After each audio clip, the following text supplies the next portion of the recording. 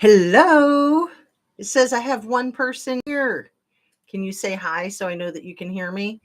If you can hear me, let me make sure I've got the mic going well, and I think the lighting's all good. What else? Sound, lights. I've got my emergency hat for the bad hair emergencies. I've got a cough drop in my mouth because, it's winter.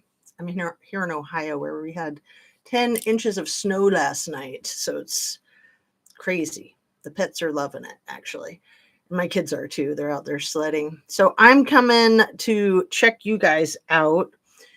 Let's get started. Where's that thumb? Here it is. Please hit that like button if you don't mind. And do I have my sign? I do. Make sure you're still subscribed if you are subscribed. If you're not, please consider doing that. It's extremely helpful for the algorithm and the channel. Share a video of mine with somebody that you think might like it. Oh, they ran away. I've got nobody here. Turn your notification bell on to ring for when I come on live. I will text one of my mods. I used to text a handful of them. Boob Tube, what's up? How are you? I want to say Happy New Year, but I've seen you since the new year. You rock. You really do. Thank you so much. I appreciate you very much. I'll keep you company. I'm good. All right. Excellent. It's just me and you. We'll put on a lovely, intimate show. So, yeah, I was just watching the thing with the certification, and yeah, that happened. So I'm not going to cry in my beer because, I don't drink anyway. But I figured that that's how it was going to go.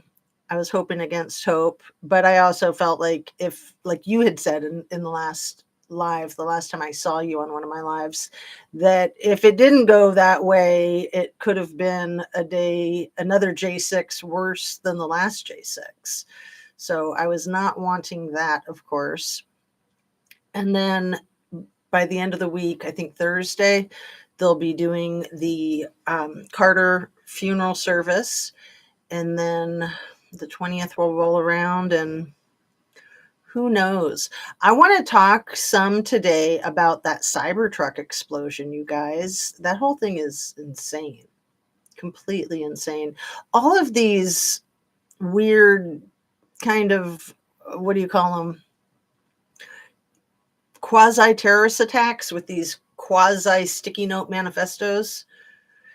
Anyway, let me do my disclaimer. Everything I say is simply my opinion for the sake of hoping to start a conversation and open up a discussion and learn something and be educational.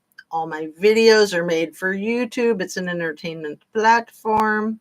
I do aim to be educational. I feel like I do so much better overall with my life, with my mental health, with my mood, with my spirit, with everything when I'm learning and growing, which is why I like to do this. And that's why I like to fact check myself live, because it's easier to clean it up if I said something incorrect, which, I do say things incorrectly sometimes, and I apologize for that. I try to catch them every time. I actually watch my videos as quickly as I can right after I make them to see if there's any mistakes that I am not aware of, because sometimes I'll think I'm saying 7 and somehow 17 will come out of my mouth. It's weird. So yeah, when you talk a lot on camera, those things happen. So it's understandable. It's good to know that. So when I see other people doing it, I'm not like, oh my God, they're so stupid. It just happens. And it happens in our real life regularly, but we don't notice so much because we're not on videotape or we don't have an audience or whatever. Yes, slips do happen. I know it's wild when I'm watching and I thought I said France, but I said, I don't know, Spain or something, Morocco. I mean, it's bizarre sometimes the things that the brain just like does a switcherooski without telling you, right? Without sending a memo. No matter what, people will get triggered on either side. Unfortunately, people are losing their minds. All of these stories don't make a lick of sense. They absolutely don't make a lick of sense. It's a lot of drama. It's a lot of drama. So I do have a lot of notes about this guy, Matthew Livelsberger, I think is how you say his last name. The 37-year-old man that blew up the Tesla, or that was in the Tesla that was blown up. I don't believe anything. I don't believe anything. So the official story is that he had a self-inflicted bullet wound to the head, which I'm sorry, but until you've done a full autopsy, how can you definitively state that it's a self-inflicted bullet wound to the head? That's weird. That to me is a red flag. So he passed away from a gunshot wound to the head before the explosion. And then his tattoos were relatively intact. His ID was relatively intact. That's weird. You know what I learned, BoobTube, about the Tesla, if this is accurate, is that when they explode, they lock down. That seems like a terrible design flaw. I don't know if that's just when it catches fire or just if an explosion. Like, what the F sets that off? That's not good. I mean, I think it's because our thoughts are sometimes a million miles before our mouths. Yeah, that too. That too. And, I like to be pretty much unfiltered, but at the same time, of course, you want to be intelligent about what you're saying and what you're not saying as much as you can be. So some of the things that I've learned about this Matthew Livelsberger that I find really interesting, and maybe you guys have come across this information already, and maybe you haven't. I say you guys because we have had 3, now we have 2. So one of those is you. The other one is a mystery. Might be one of my mods that's at work, and so she wouldn't be able to do anything except hit that like button. Because we don't want anyone to get in trouble for watching my live when they're at work or driving or anything like that, right? So this guy, Matthew Livelsberger, in 2013, he was featured on the History Channel. Anna Bees, it's you! Woohoo! Did you guys know this? He was featured on the History Channel, something called the Ultimate Soldier Challenge, 2013. Have you heard about that? And then he leaves a note, or he left notes in his phone, which is another thing. Like, I have trouble believing that his phone is relatively intact after an explosion like that. Some of the things that make me really suspicious, his uncle said, he was top tier Army expert for 19 years. If he wanted to blow something up, he could do it much more effectively than with fireworks and gasoline, basically. I know that when they explode, they are hard to put out. You know what? Thank you for saying that, BoobTube. Let me see. I actually had a Volkswagen van explode, catch on fire, and it was impossible to put out. I was in college at the time. I had driven to the campus because I lived off campus, and I was working on my graduate school application, actually. And when I was in the computer room, because, back in those days we had computer rooms. Maybe they still have them. Anyway, one of the people that worked in the computer room came over to me and said, do you own a 1968 Volkswagen minivan, or whatever it was, 1969 Volkswagen minivan? And it was impeccable. It was in mint condition. It was a beauty. Her name was Daisy. And I was like, yeah, why? How did you know? And they were like, it's on fire in the parking lot. And I'd been there for at least an hour, I think. So the fire had a while to get going. And it was a really cold day, and I had turned on the heater on the way to the college. And you were supposed to turn the heater off with that switch because it was like an after factory heater.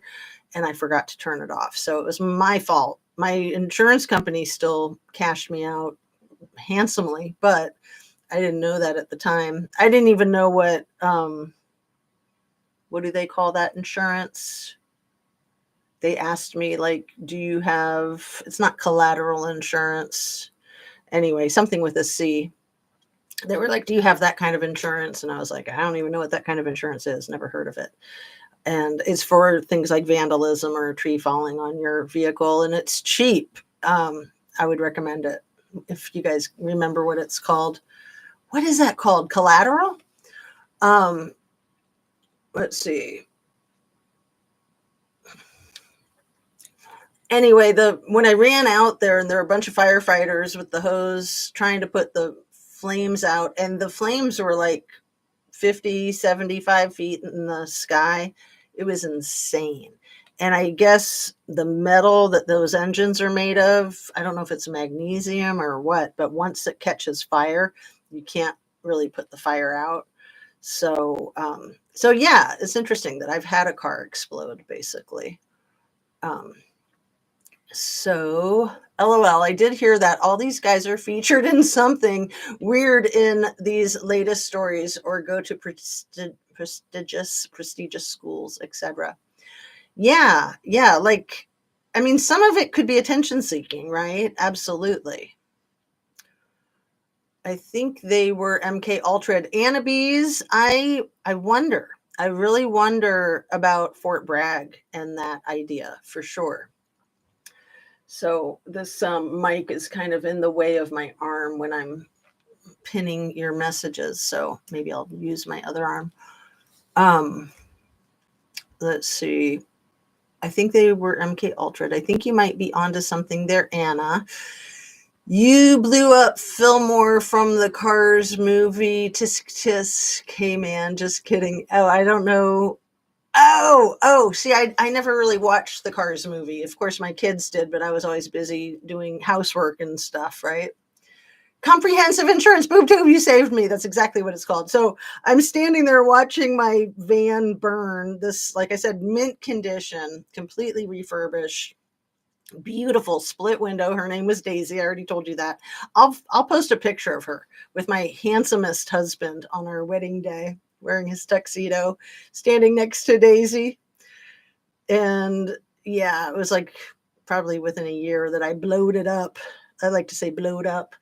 Anyway, Daisy, we were extremely emotionally attached to her, and she was appraised at $6,000. And my sister had bought Daisy from somebody for like 2,500 or 2,800, and then I bought it from her for the same price. I think it was 2,500 because she was moving across the country and didn't want to drive the van. I mean, those things have the aerodynamics of a cardboard box, right? Anybody driven a Volkswagen minivan?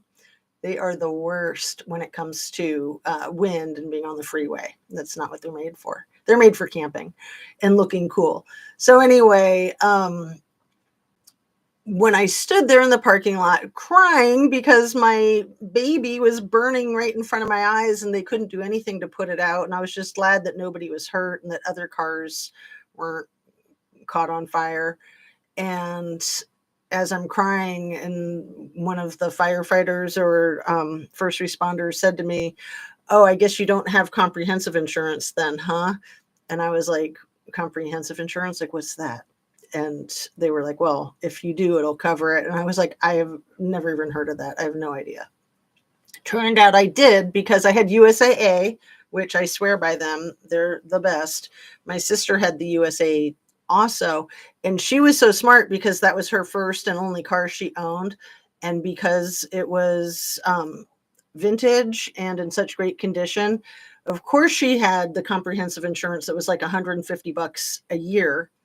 And when I bought the car from her, I already had USAA insurance. So I just had them transfer her whole policy to mine. Thank God, because I have no idea if I had the comprehensive in my policy on our little, we had a couple of black Volkswagen Rabbits that matched. We had them when we met, and people thought that we were such a cute couple that we bought them together. It's like, no, we had them when we met, but we didn't even know that. We didn't know that each other had a mini or a black Rabbit. Mine had a sunroof and everything. Mine was much better than his. His was a diesel. I hate diesels. Anyway, I've never driven a Volkswagen. I love Volkswagens. They had some problems with their company and with their brand, big time. But yeah, I used to love Volkswagens. I'm not so sure anymore. I like Nissans a lot. I've only been the owner of a Nissan when I was a child, and my father had a Nissan pickup truck, or it was a Datsun pickup truck, but Datsun was owned by Nissan. Lithium ion batteries in Teslas are ridiculously hard to put out. Water does not work. Wow, boob tube. Good for you for knowing scientific things. That's awesome. Thanks for sharing that too. So how did they put it out? Well, they just stood there with their hoses on it forever, but I think it basically had to burn itself out. I was probably standing out there with them for like 45 minutes or an hour. And then I want to say that the insurance company cut me a check for like $3,000 immediately, just for like the music and the jackets and things that we had in our van. And then they tried to give us like $900 for the van. And I said, no way. I've sent you guys all the paperwork. It's been professionally appraised. I sent you the blue book value. I'm not taking less than 2,500. And then it took them forever, but we were both very busy, so we weren't even like checking on it. And then they called me and they were like, are you sitting down? And I said, yeah, why? And they said, because we're going to give you $6,000 for your van. And I was like, wait, what? So we cleaned up. It turned out to be quite a blessing. So anyway, special blankets and chemicals. I have a Kia and love it. Yeah. We have a Kia. My daughter bought herself a Kia when she was in high school. And now my son that's in the military, he just bought it from us because we bought her a Honda CRV for graduating college for a gift. So she kind of gave us her old Kia, and then we kind of gave it to the son because, him and his wife are having a baby, and they were here for the holidays to get the Kia, and they just went back to DC yesterday so that he can do the funeral services for Carter and then the inauguration. So, yeah. Thanks so much for being here, you guys. Let me look at my notes and everything. Get really rolling. I think I have some green juice. Dare I drink it? Yeah.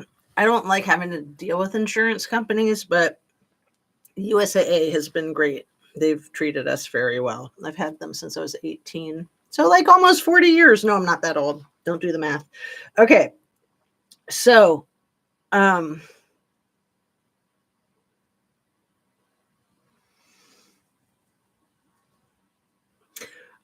think it's weird that there's these notes in Matt Livelsberger's phone that basically explain, that kind of mansplain why he did this, why he took his own life, and why he did it the way he did with a Tesla and with a Trump hotel.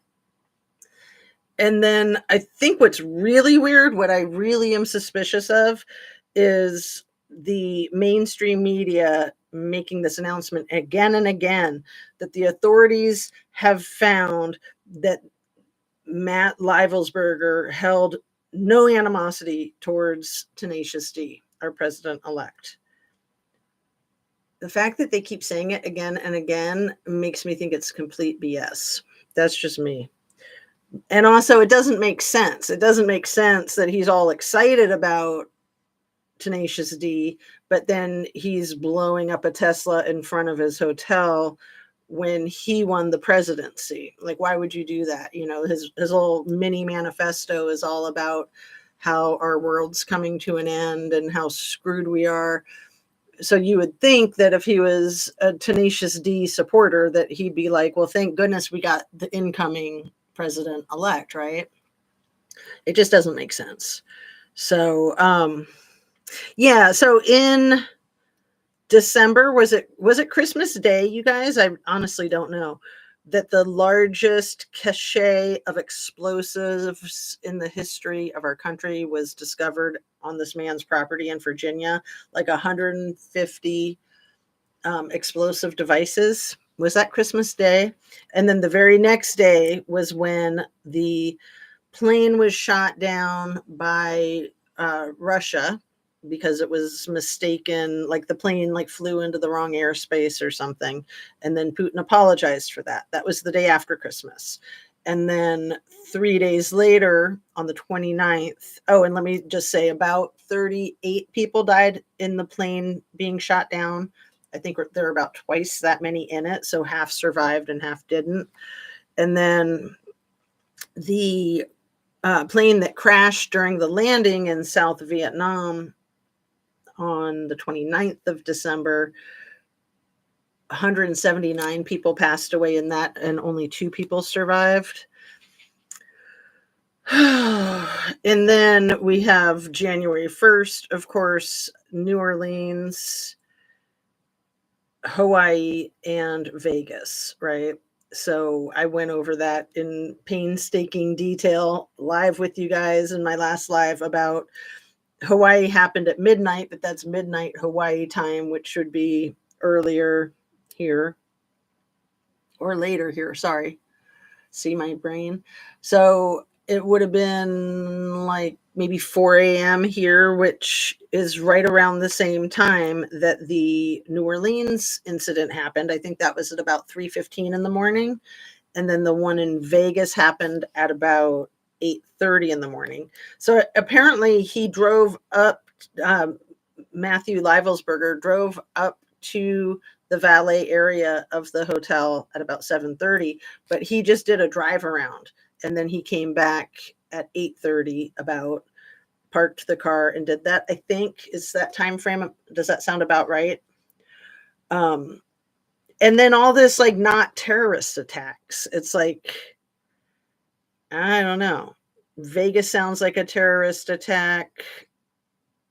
New Orleans sounds like a terrorist attack. Hawaii sounds like civilians having a bad accident.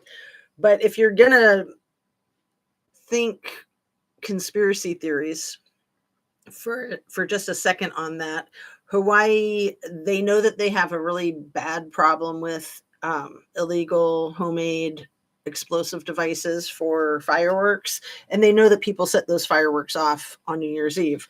So in the event that there was somebody sinister wanting to do harm and have an explosion and camouflage it, wouldn't that be the perfect time and place to do it? So it was just like in a neighborhood. It was horrific. I don't know what the fatality count is, but I think it's roughly around 20. But it just takes me back to the Lahaina fires a year and a half ago. And of course, that same Governor Green, you know, he seemed so innocent talking about the New Year's Day fires, but he didn't seem innocent at all in the Lahaina fires, did he? He seemed like a rat. It doesn't make sense. And yep, Anna, this all appears to be potentially very orchestrated. Right. Well, the timing and the pace of it, and then all of it happening, you know, right before J6, is a lot of drama. And then I hope that nothing happens between now and the inauguration day, but I can't imagine that it would. And I'll just be straightforward and honest with you guys, because that's how I like to roll. I can't help but think that, and forgive me if I offend you, but you know, that's how it goes. Sorry, not sorry. I can't help but think that the Tenacious D might be behind some of this, just stirring up a lot of drama, stirring up a lot of distractions. You know, all this drama and distractions keeps people from doing the proper, I keep saying it again and again, the election hygiene.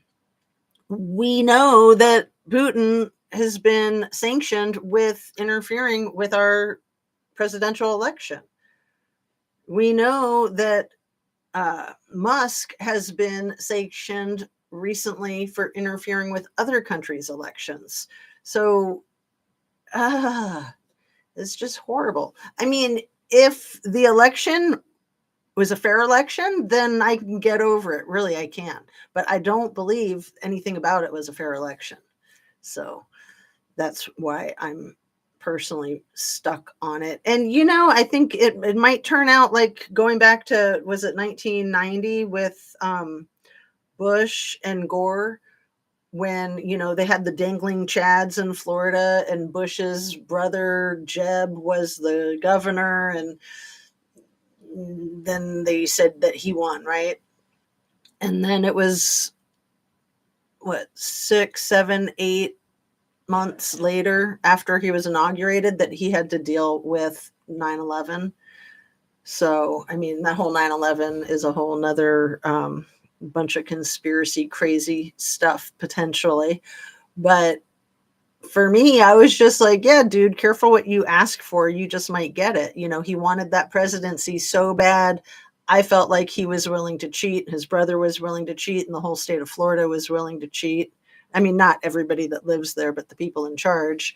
And then he had this master disaster. And we all remember he was reading a children's book to some kids in a school when it happened, and somebody whispered in his ear that it happened, and he just kept reading, which, you could kind of rationalize, like, yeah, you got to keep your cool. You don't want to alarm anybody, but you could just say, oh, I'm sorry. I need to go tend to some presidential duties. Could somebody step in for me and finish this story? Like one of the teachers or one of the staff, anything. Because we all know what happened next, allegedly, with the Pentagon, and was it Flight 93 that crash landed in Pennsylvania?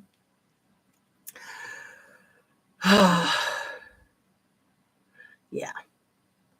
Takes a lot to offend me. Oh, I'm so glad, BoobTube. Me too. I think it takes a lot to offend me too, because I don't take things personally. I really don't. I thought the same thing, Jazz. Yes, I remembered that election well. So that was when I quit voting for 10 years, because I was like, if the votes are going to be disregarded and they're going to invent words for tiny pieces of paper dangling from ballots, calling them Chads, because, Chad was the name that my husband and I had picked out for our son before we even got married. And then it was just like ruined. It's like, no way are we naming our kid Chad. No way. And then it took it to a whole new level with, wasn't it in Charlie's Angels when Drew Barrymore's husband in real life played her boyfriend, and his name was Chad, and he was like a total dork. I don't even remember his name. You guys probably do. Hey, Fred Field, what's up? Yep, Jazz, the whole plane hit steel thing. Yeah, that whole thing was crazy. I haven't done a lot of research on the alleged conspiracy theories with it. I have watched Michael Moore's movie Fahrenheit 11/9. I watched it recently. I shared that with you guys, and I had watched it years ago, and it's really good. I highly recommend it. Absolutely. Fahrenheit 9/11 actually was the first one. I said it wrong. And then Fahrenheit 11/9 was the second one. And so 11/9 was the day that it was announced that Trump won the 2016 election, even though the election happened on November 7th. So that was weird. So aren't they both Fahrenheit, like Fahrenheit 9/11 and then Fahrenheit 11/9? Anyway, yeah. Michael Moore won an Oscar, I think, for the first one. He's a great documentarian. I had a friend that was near the Pentagon. She never saw a plane. Make of it what you will. Well, the Pentagon is huge. It's like the size of a city. So there's that. But yeah, the part that it hit was empty, allegedly under construction, remodeling. So yeah, I don't know. I mean, you would think that Washington, D.C., I mean, they're so well prepared for anything. You would think that they would have shot down a plane before it had a chance to hit the Pentagon. Really, honestly. Did you see Jules of All Trades diss on Christina Randall? Anna B's Did you see that I already have that linked up in the description? Yes, that was the next big thing that I was going to hit on. You're on it, girl. Man, I already love Jewels of all trades. You know, I just think she's fantastic. I love that she's so freaking blunt. One of my favorite political commentators right now is called Blunt Politics with Boston Brian. If you guys don't know that channel yet, check him out. He's only got like, I want to say 8,000, maybe 10,000 subs, but he's growing quickly, and I just love him. He's so freaking blunt. He's so freaking funny, and I don't care if people are crass when they're being blunt and funny. He's a little crass. It doesn't bother me at all. Jules is not crass at all. She's just blunt AF. And yeah, I was being pretty kind in my dissing on Christina Randall the other day about that BK coverage. And I think I was being a little too nice. I think Jules really nailed it. And, honestly, I think Christina is better than that. And I think that Jules is accurate, that it was probably a script that was given to her. And she's so good at what she does that, that kind of went right by me. She's been doing this for a long time, and she's good at telling the story. She's a great storyteller. But yeah, she had a lot of her wires crossed. What she was saying didn't even make sense. And Jules did a phenomenal job of breaking it all down. So like I said, I already linked up that video that she dropped like 5 hours ago, where she's critiquing Christina Randall's overview of the Idaho 4, and she does it so well, and I appreciate that so much about her. But what's so scary to me, and I think so scary to Jules, is that Christina Randall has a big reach, Plunder has a big reach, News Nation has a big reach, and they're all going with this whole like Gilter BS that has no foundation in reality, in my opinion. And yeah, you can make an argument that Brian Koberger is the criminal that is behind the slaughter, but there's such a strong argument that it's all a masterminded plot by the law enforcement, by the university. I believe 100% masterminded by the university, by the law enforcement, the Greek system. Everybody in that town is dependent on that university for work. And everybody in that town basically graduated from that university. Everybody in that town, it's like the cult of Idaho, University of Idaho. I mean, come on. And, just from what I know, having not been to Idaho, not been to Moscow, but having been to Pullman and having lived in Washington State and having family that went to Wazoo, and I played soccer for Evergreen State College, and we played Wazoo. So I've been there a few times. Did I tell you guys this? This is the kind of school that Wazoo is. This is kind of random, but Evergreen was kind of like a granola hippie school, right? All like politically correct and crap. I thought that was a big joke. And Wazoo is the complete opposite. It's a football school. Nobody really cares about anything except beer and football. And when we played their soccer team at their campus, they would not only wear bright red lipstick out on the soccer field, they would all wear giant red bows in their long 80s hair. I mean, it was like 1990 was the last year that I played them, probably. Giant red bows in their hair, like that movie Heathers. Didn't they all have giant red bows in their hair in Heathers, or was that just Heather #1 that had the giant like scrunchie? But my goodness, the bright red bows in their hair on the soccer field, because soccer's a rough game, and that's just dangerous to have bows in your hair. And to have lipstick on your face, it's probably going to get smeared. Lipstick on your lips, it's probably going to end up on your face. But I just thought they were like the weirdest school in the world. And as soon as you like pulled up to the town of Pullman, and it's such a tiny town and such a big school, The school's like 25,000. The town is less than 10,000. So there pretty much is no town. It's basically all college, which is, I went to Miami University in Oxford, Ohio, which is pretty much the exact same. Oxford is about that same size, and Miami University is about that same size. And anyway, the thing about Pullman that was really chilling is that it just felt like, I don't want to say the R word. It felt like a violating kind of town. The only other town that I've been in where I felt that, where I just like coming into the city or the town, where I was just like, OMG, like, what is this? It just feels like a RAPE town, a grape town. Bremerton, Washington, and Pullman, Washington. So Bremerton is on the western side. It's like kind of an island, Kitsap County, and it's a naval base town. And then Wazoo. So, with Bremerton, it's because of the naval base and all of the, what's the word? All of the like transient nature of naval base towns, because there's really nothing else there in Bremerton. And then in Pullman, in Wazoo, I mean, that's all you have there. But it never occurred to me until this Idaho 4 case and all of the violations and the sexual deviancies, the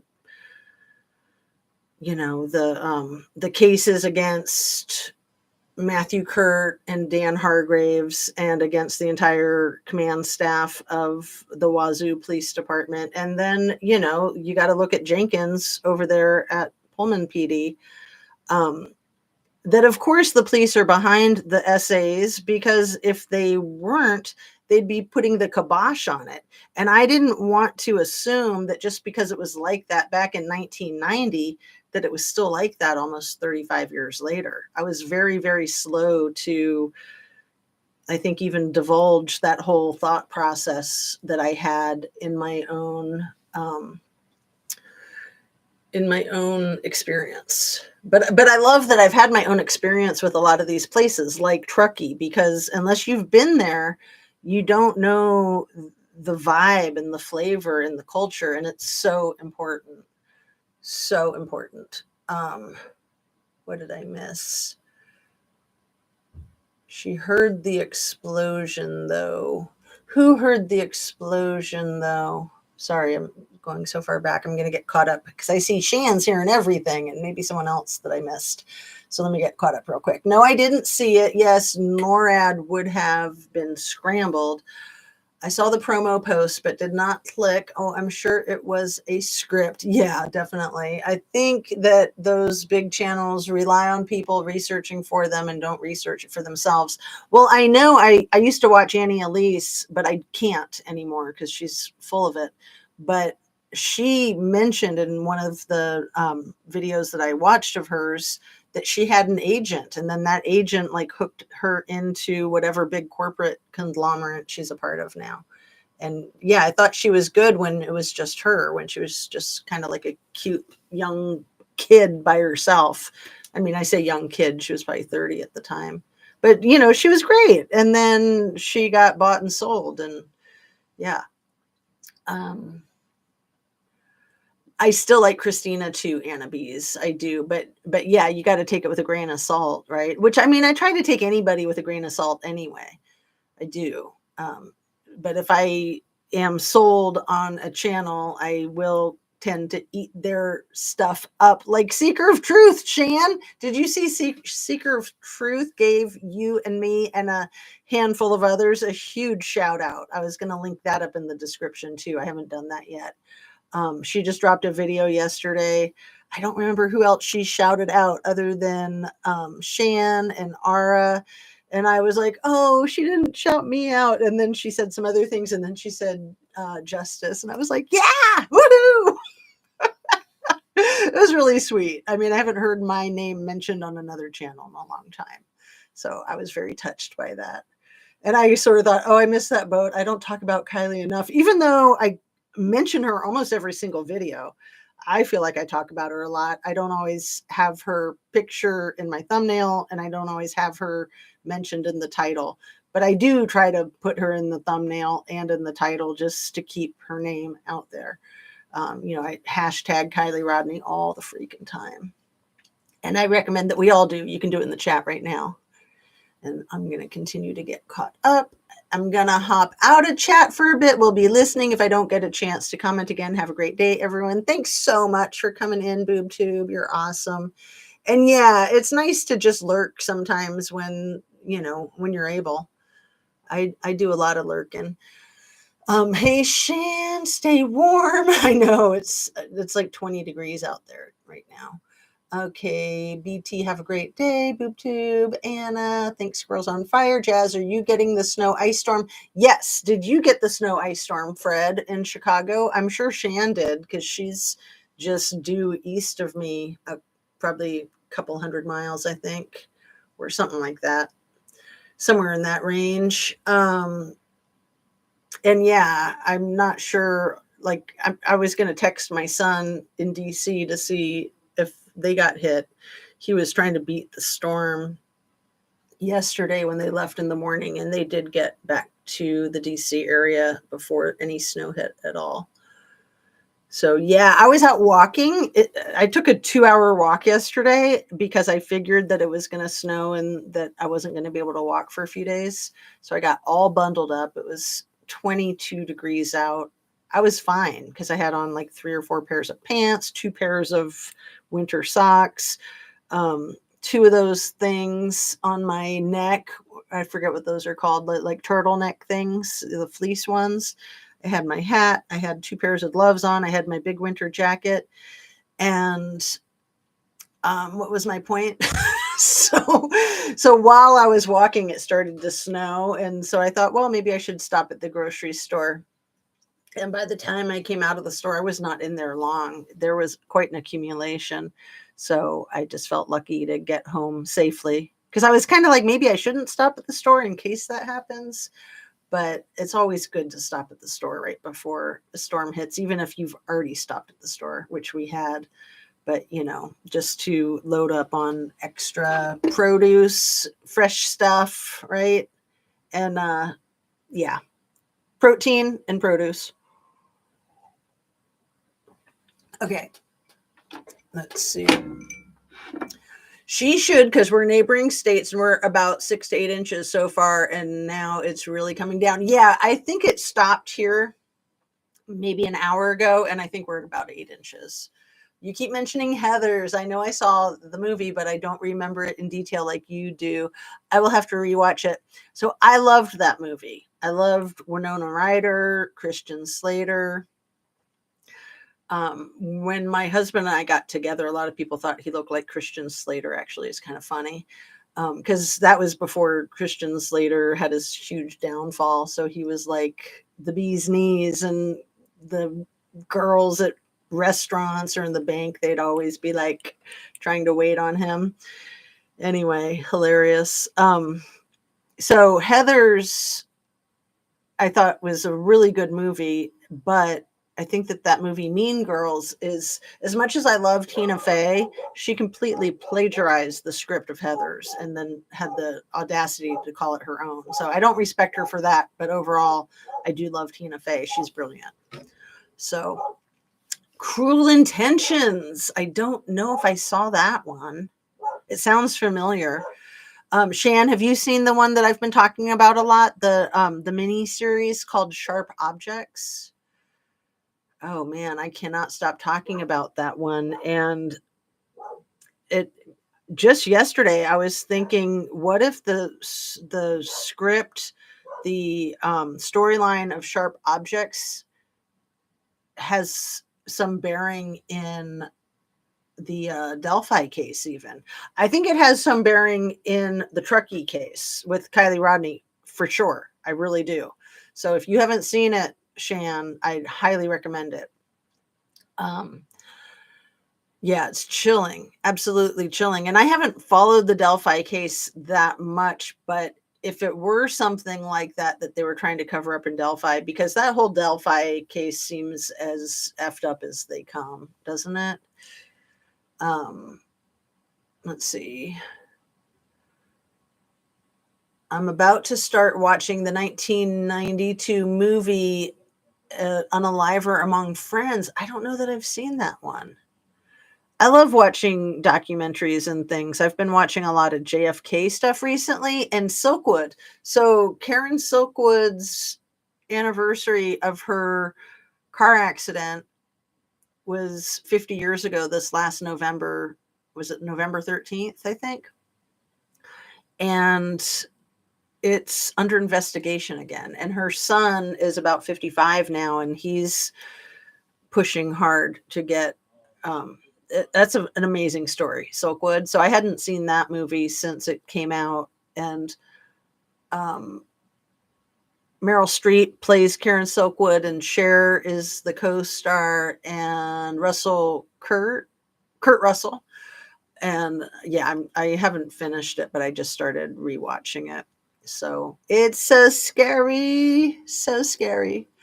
All I remember about both movies is that they were mean. Yeah, Heather's was kind of hilarious and kind of disgusting. And then at the end, when they're smoking their cigarettes and the bomb scare, it was before all the school shootings started happening. So like now with all the school shootings, it's kind of just not appropriate to watch that movie.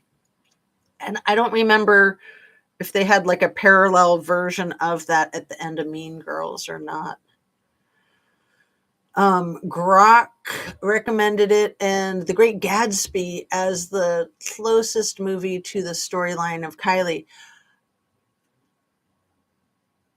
Oh, you mean the 1992 Unaliver Among Us? And I don't know who Grok is. Who's Grok? Let me write that down. Where's my writing utensil? Even if it's not my fancy one, just anything. Something to write with. There we go. I'm going to write down A Killer Among Us, because even though I think I'll remember, I won't.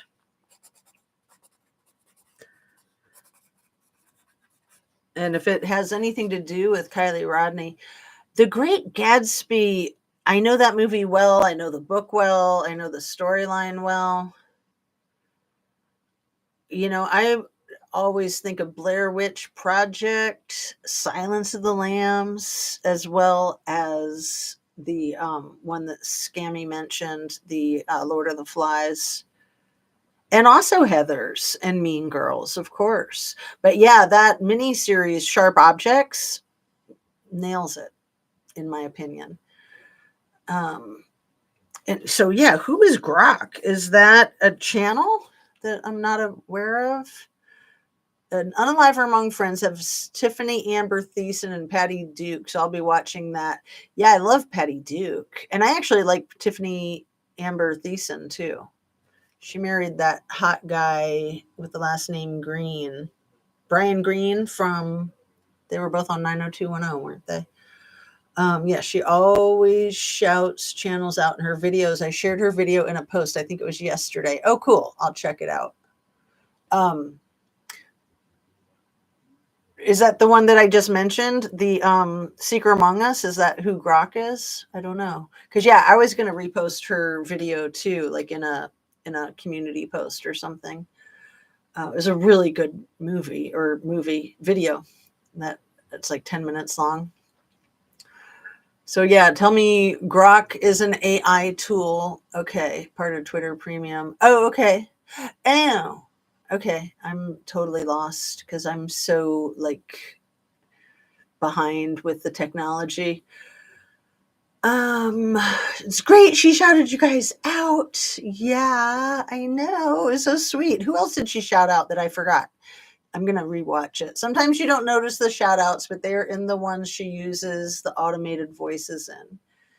I have to confess, I don't understand her imagery in the videos. Oh, I do. Man, she does such a freaking amazing job. So in this last one, she's really nailing it with the expression on Kylie Rodney's face when she's playing, is it The Fiddling Man? Is it when she was doing that one with her grandpa? And her grandpa looks so freaking happy and she looks so freaking miserable. And just the stark contrast and how bizarre it is that grandpa's not noticing how uncomfortable she is or not caring. But also she like hyper focuses on Lindsay's expressionless face. And it was chilling. It gave me a whole new perspective. A whole new perspective. I highly recommend it. She's brilliant, or he or she or it or whatever. They let's see. Had minimal LC. Oh, it had minimal in Chicago, minimal snow. Here in Kansas City, we had ice on Saturday and snow on Sunday. And Sharp Objects, isn't that the one that has like 3 or 4 episodes? Eight episodes. It's like a movie that they cut into a series. Yes, it's HBO Max mini series, and it's so good. They're each just like 45 minutes or less. So, I didn't even really have to binge watch it, but I did at the end. My daughter and I were watching it together over Christmas, the 22-year-old daughter. And we couldn't watch it without each other, but we also were like dying to see the rest of it. It just like leaves you on the edge of your seat each time. And by the time we finally got through like the 4th video, we just like powered through the rest of them as quickly as we could. Yes, Shannon, it's really good. Oh, I'm glad you liked it, Anna Bees. Had you seen it before, or did you pick up on my recommendation of it? I'm just curious. Grok is an AI tool like Chat GPT, but it's part of Twitter X Premium. I use it often now.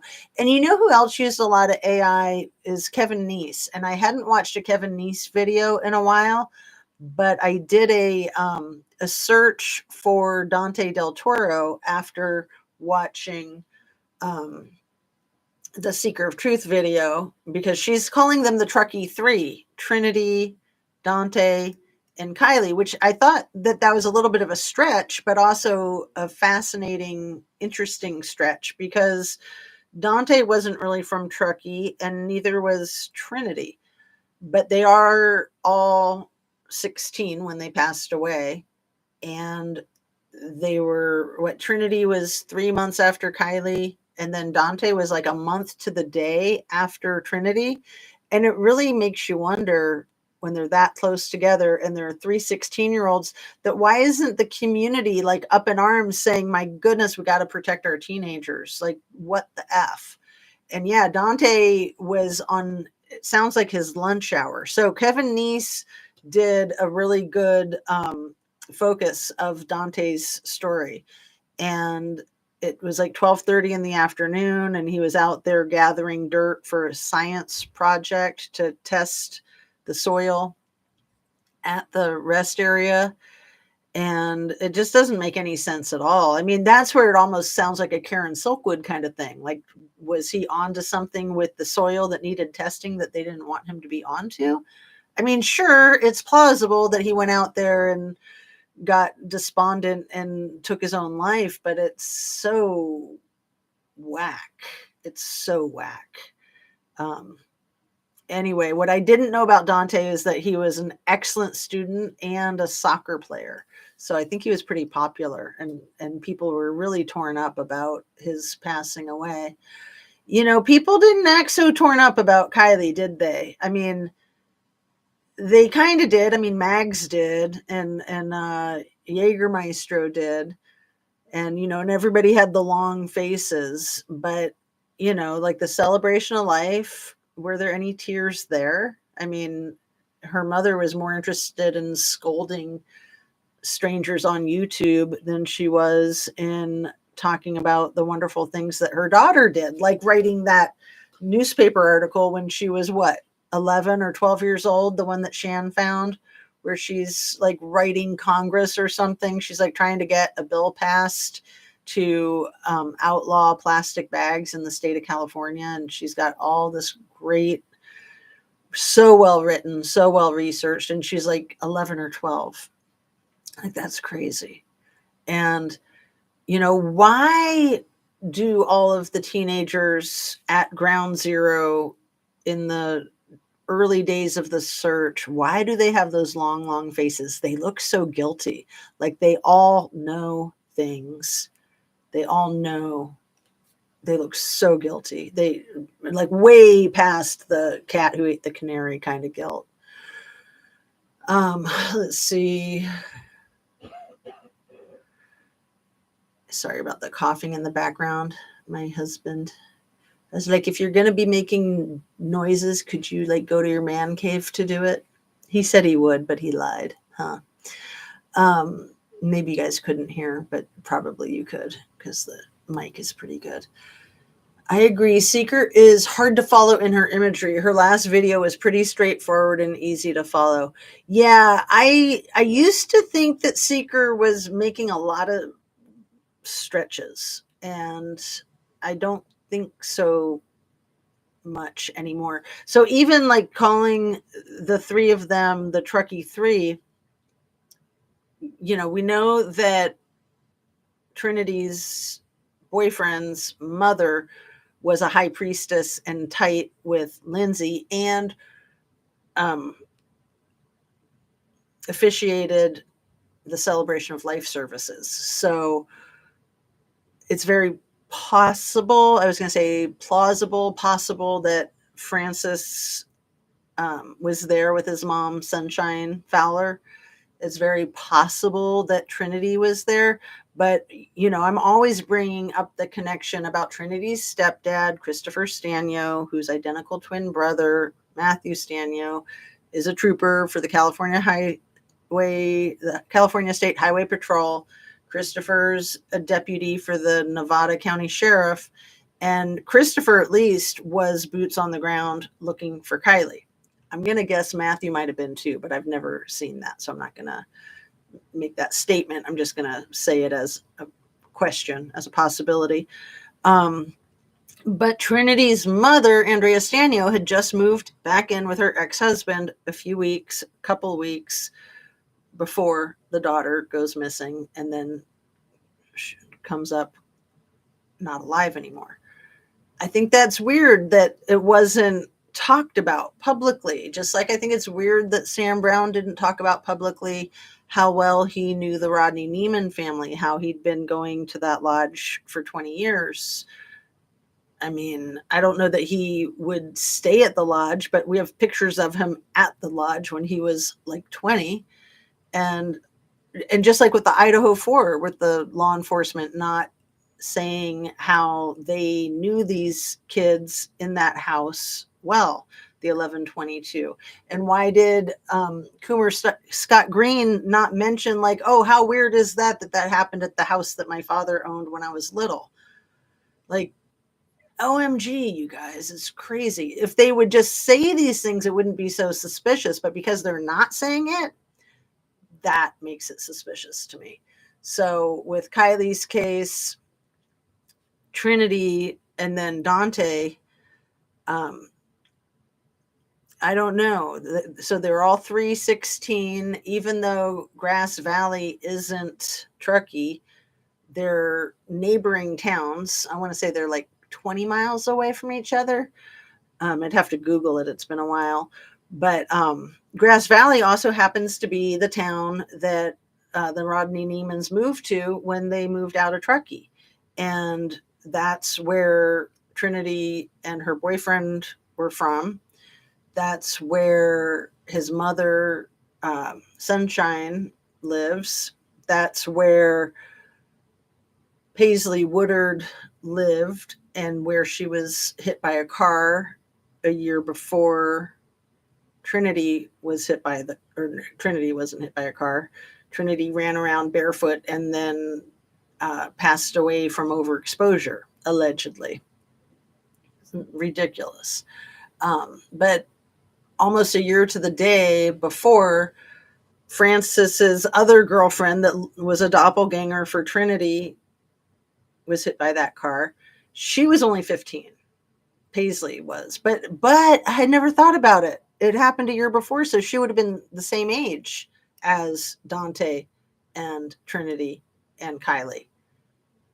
because she passed away a year before at 15. So she would have been 16 when they were 16. So these small towns, these kids probably know of each other. I mean, when you're a teenager in a small town, you're always looking for cool kids in neighboring towns, right? I mean, that's just how that stuff goes. And I'm sure a lot of people would come to Truckee to go skiing at North Star. That's one of the most popular ski resorts in the entire Tahoe area, and it's in Truckee. And it's popular because it's fantastic. It's one of the best, but it's also pretty easy access from the freeway and stuff to get down to South Lake Tahoe. You got to go on all kinds of crazy back roads.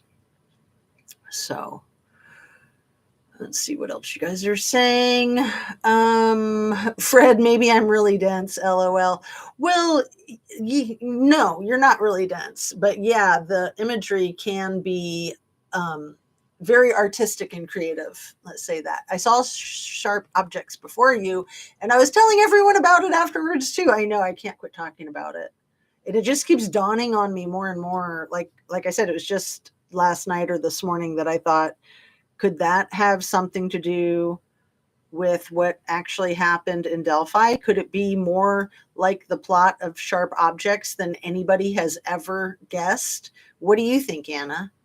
I agree with Jazz. I agree with you. Her family, hey family, how is everyone? Astro from Space, lovely to see you. I love your handle too. And Shan, so fire. I don't know how you manage 2 channels. Sorry, I stepped away to shovel and salt the sidewalk so I could get to the mailbox. Well, good. I'm glad you did that. Yeah. So, what else? I have a bunch of notes. Let me look over them because I am sure I have things that I haven't talked about Oh, the dash cams in the Tesla, you guys. Come on.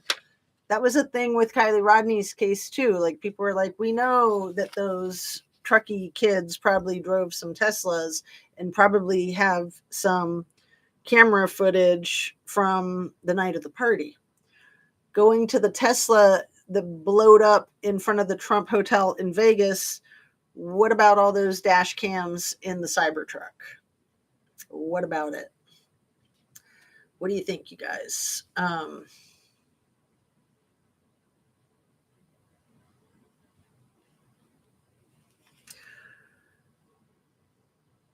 And yeah, Seeker of Truth, did she say this in her video? I think she did. Yeah, or they. Did they said that they hope that they're wrong about all of it, and that's how I feel with all my suspicion about the Kylie Rodney case.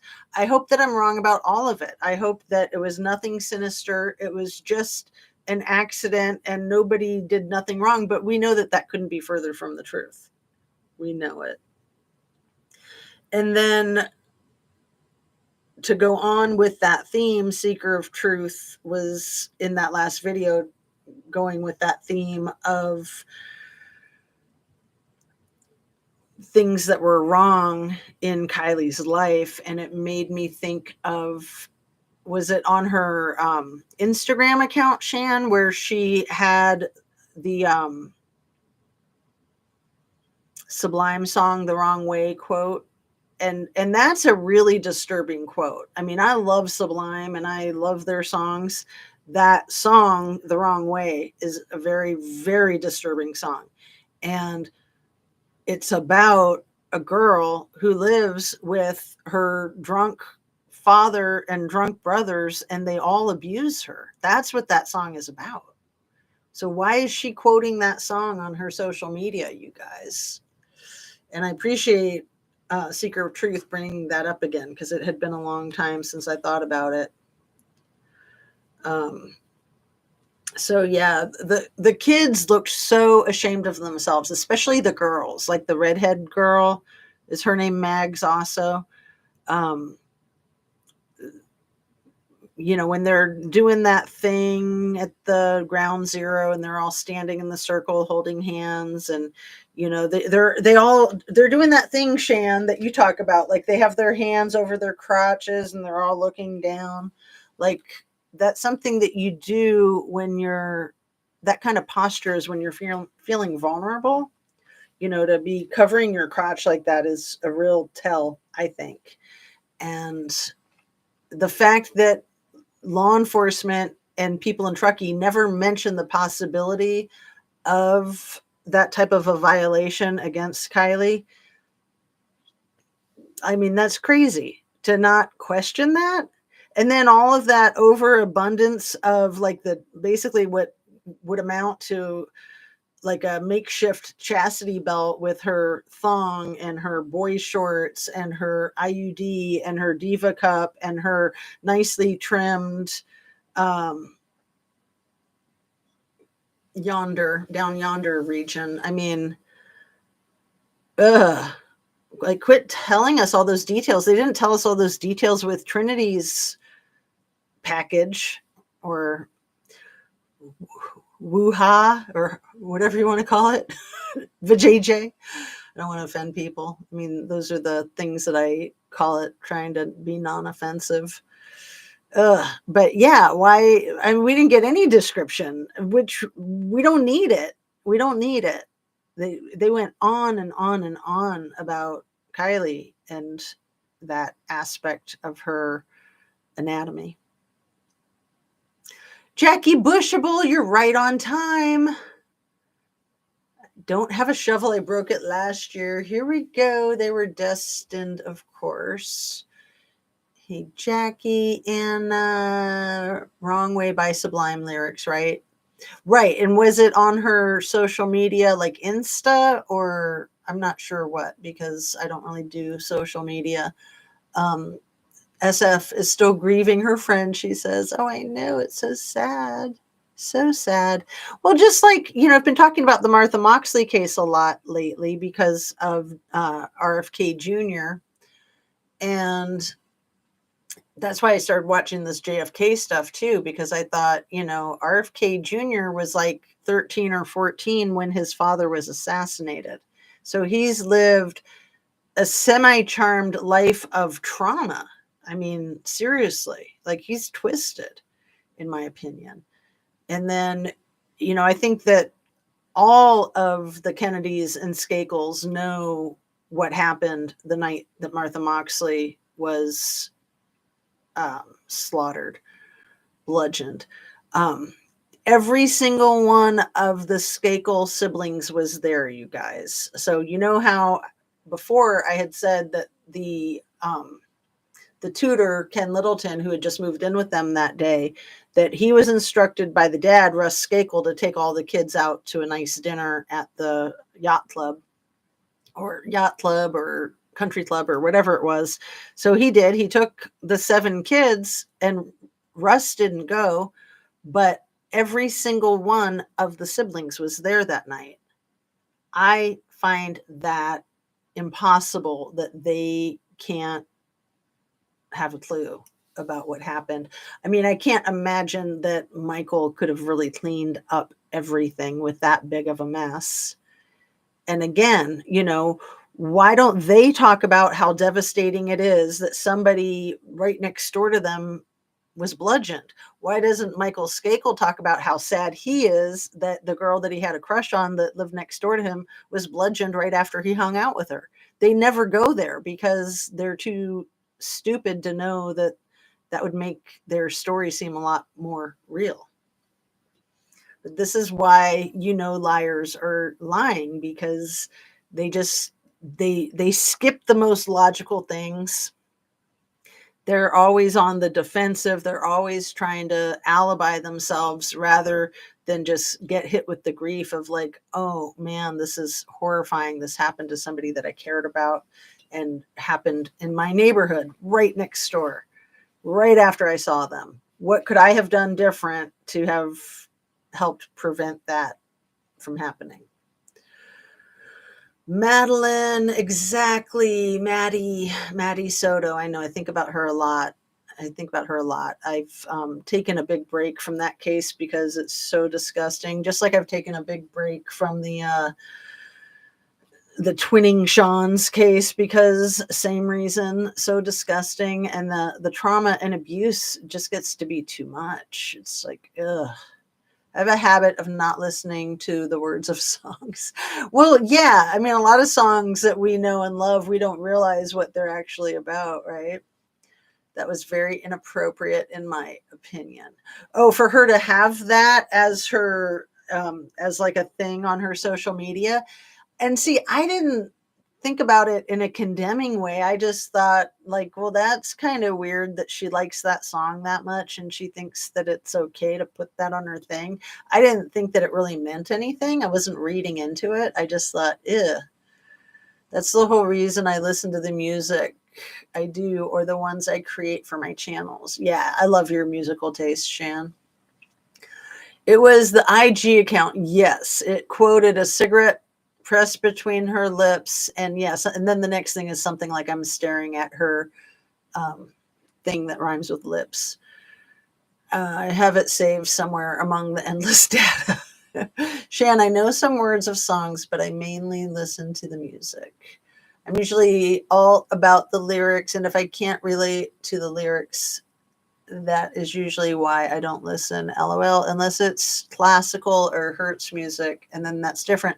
So yeah, Shan, talking about the song Far Away and the lyrics with that, I mean, that's just chilling. Her lyrics are absolutely chilling and could very well be alluding to that terrible type of abuse. And then just the title of the song, Far Away, and then the name of one of the subsections of Bohemian Grove, that when you discovered like those 200 names of all the subsections of Bohemian Grove, that was crazy. And Far Away was one of them. And then it never occurred to me until then that there's nothing in that song, in the lyrics, that's about being far away. Like, why would she title it Far Away? It's wild. Um, like I like Possum King by the Toadies. I love that song because of the music. I just overlooked the lyrics. I'm glad I'm retired and not part of the rat race out there. Yeah, especially with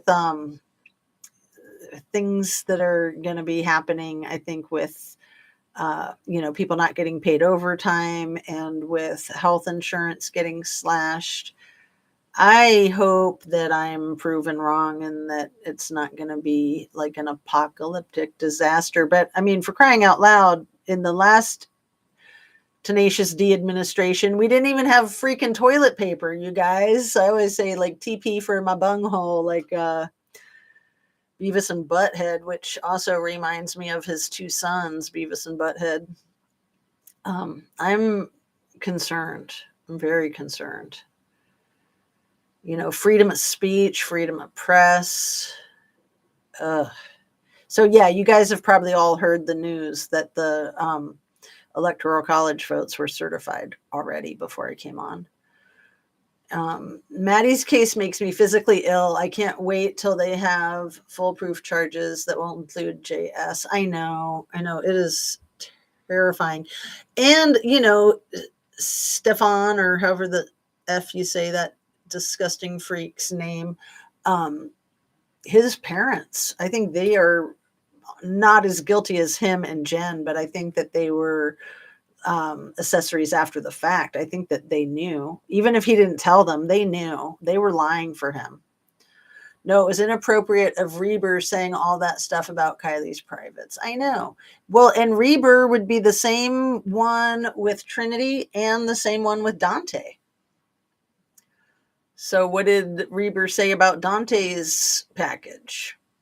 I mean, I'm being facetious, of course. I don't want to know anything about it. Thank you anyway.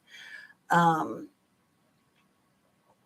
the Hamburglar and Paul Pelosi are both on a Grove list. Eesh. Yeah.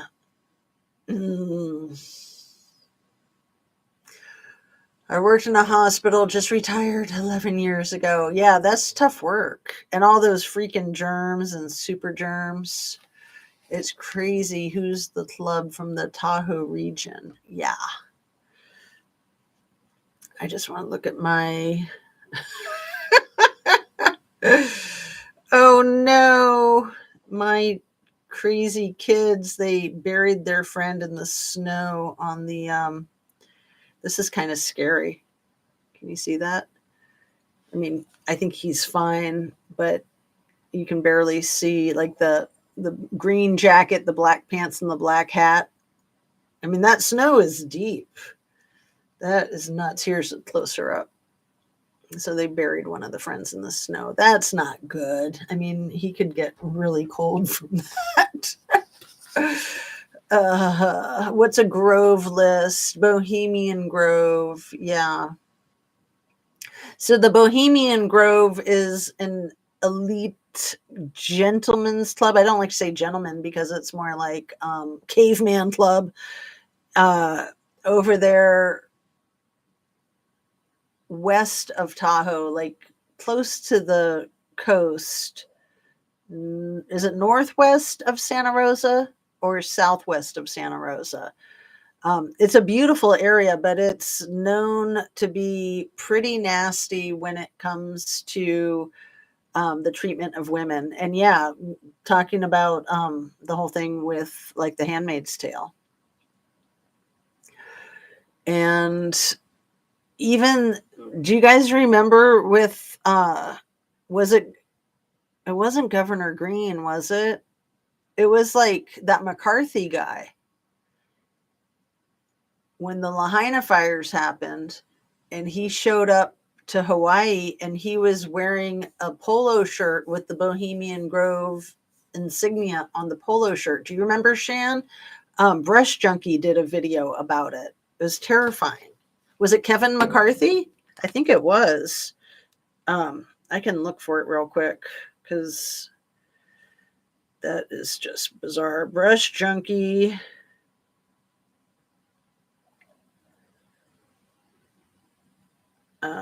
Bohemian Grove.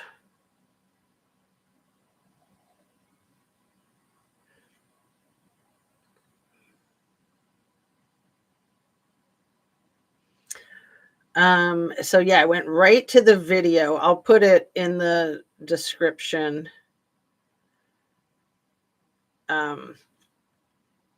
Brush Junkie, 17,000 views a year ago. What does Bohemian Grove have to do with it? Reveal hidden secret. And yeah, I think that's, like I said, I'll put a link to that in the description. I think that's Kevin McCarthy. I think it's that politician. I don't know. I don't like try to know my politicians or anything. In fact, I probably try not to know them, right? Santa's List and PDF File Club, Napa area, north of Napa, Sonoma, because I think it goes Marin County, Napa County, and Sonoma County? Or is it the opposite? Is it? I think Sonoma County is north of Napa. So Napa is where wine country is. And I want to say that Bohemian Grove is probably north of Napa. Like, I'm just going to look it up. Drive me cray cray because I know where it is. It's just been a long time. And the name of the town that it's near.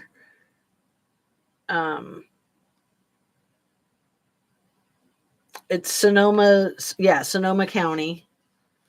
And they have an annual summer retreat, which somebody was just saying in one of my very last lives that the annual summer retreat is the end of July. And then we know that the Alpine Club has their summer retreat also the last weekend of July. So that was the weekend before the weekend that they reported Kylie was missing.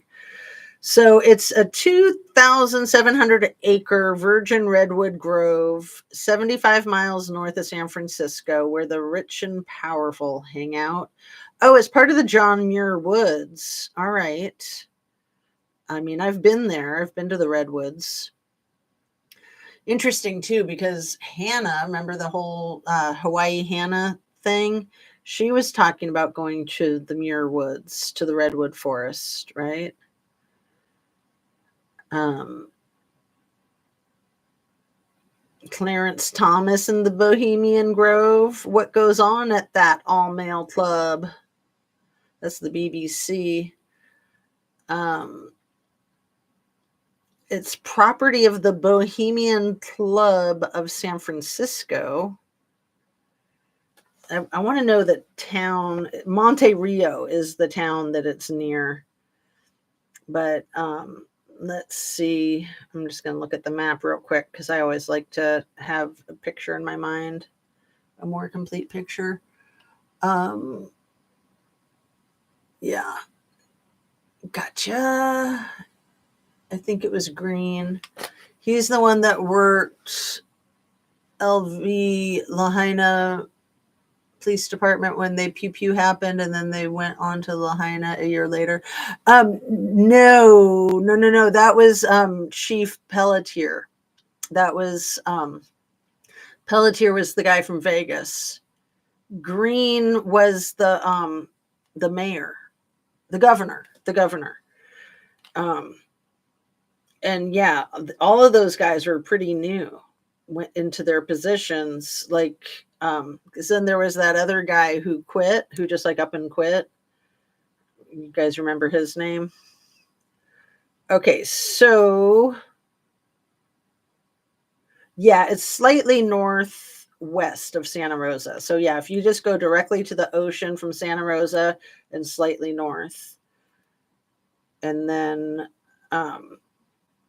Napa Valley, like Sonoma, south of Santa Rosa is where Napa Valley is. So Bodega Bay, Bolinas. I used to hang out in Bolinas. You guys ever heard of that? Beautiful. Beautiful. I spent a whole summer in Bolinas, which is pretty far south of there. It's like just north of there it is.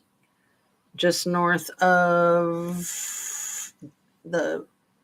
sitting on the dock of the bay, Tiburon and Sausalito. So just north of Sausalito is Bolinas, cute little town. And Tiburon is like the cutest little town too. Belvedere is the cutest little part of Tiburon. When I was hanging out in Belvedere, just like being a trespasser, just walking around on the public streets, that was when Robin Williams lived there, and I'm trying to remember who else lived there. You have to be extremely wealthy to live in Belvedere or Tiburon or Sausalito or San Francisco for that matter. Anyway, let me set that down and quit fubbing my friends. I'm always so rude like that, huh? Monte Rio. Yeah. So that other guy, I want to say his name was like Alvadir or something like that. The weirdo that it all fell on him, and he quit like 2 days later. What in the F was his name? I'm going to try to catch up with you guys. And if you can try to type in his name, if you remember, that guy was a scum of the earth. They all were.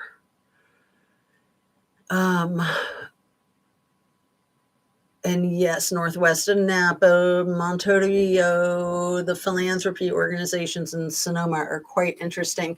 Well, the whole wine country is pretty interesting. I mean, they get more visitors every year than Disneyland or Disney World probably put together. Like, they get a lot more visitors.